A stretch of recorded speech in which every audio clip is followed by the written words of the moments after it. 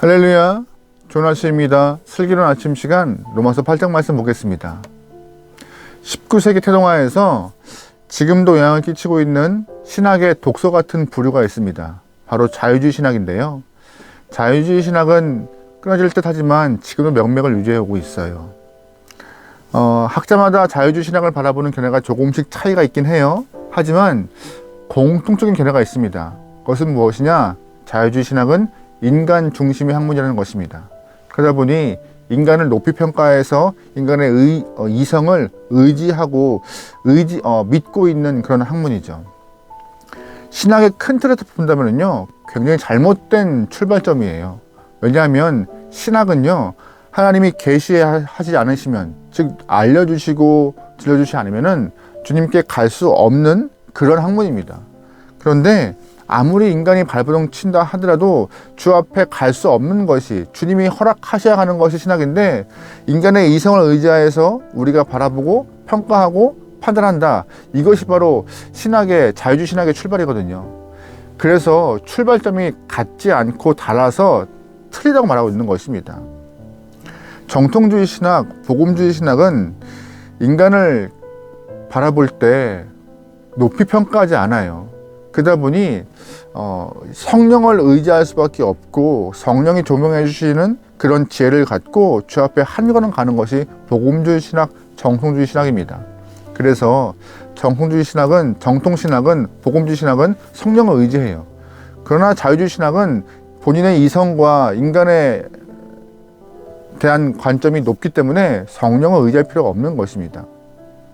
하지만 본문에서는요, 성령 하나님의 중요한 임무와 성령 하나님을 의지할 때 허락되는 유익을 잘 설명하고 있습니다.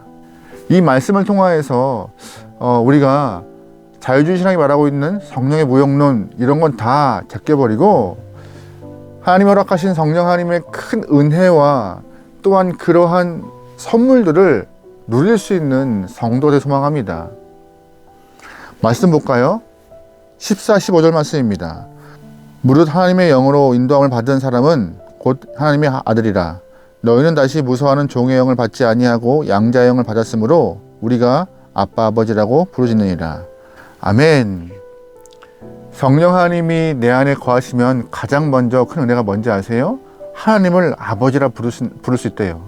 분명히 나를 육체로 낳으신 육체적 아버지가 있습니다. 하지만 내 영혼의 창조주이시며 만물을 창조하신, 인간을 창조하신 하나님이 보이고 느낄 수 있고, 그 하나님을 향하여서 믿음으로 아버지라 부를 수 있는 은혜가 있다는 것입니다.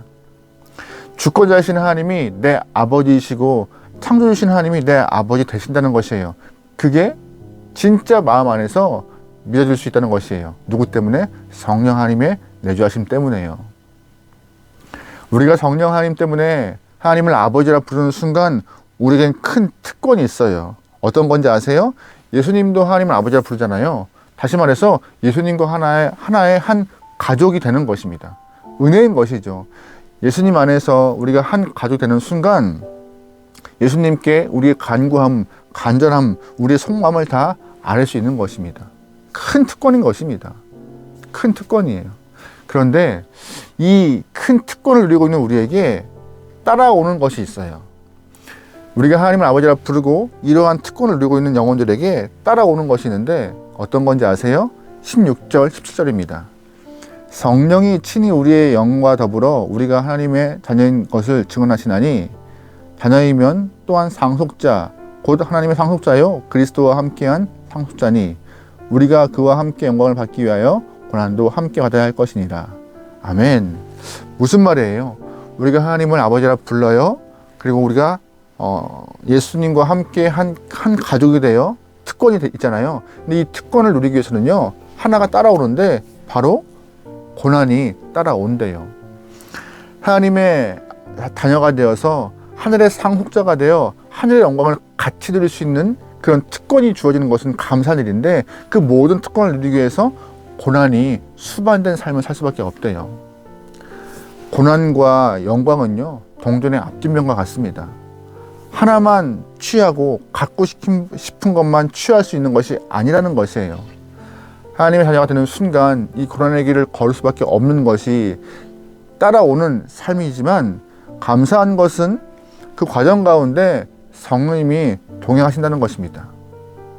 예수님도 고난의 십자가를 지셨기 때문에 영광의 부활도 누릴 수 있는 것처럼 우리 또한 이 고난의 길을 걸어가는 순간 영광의 하늘의 영광, 하늘의 상속자의 삶을 살 수 있는 것이에요.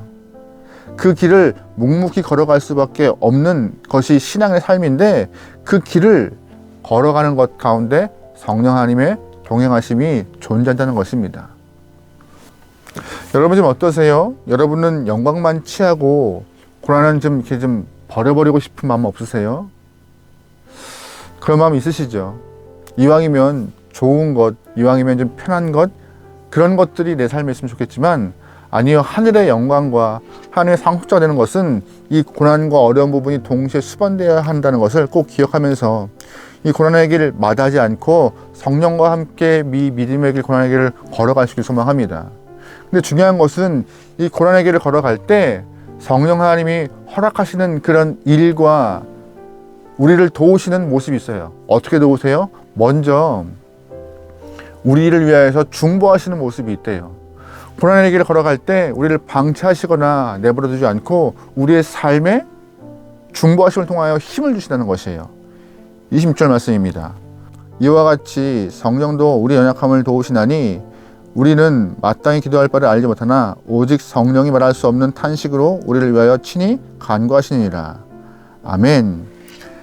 살다 보면 이 고난 때문에 입이 안 틀어져서 기도를 못할 때가 많아요. 기도하고 싶은데 기도가 안 나올 때가 존재합니다. 그때 어떤 일이 발생해요? 성령이 우리를 위하여서 중보하신대요.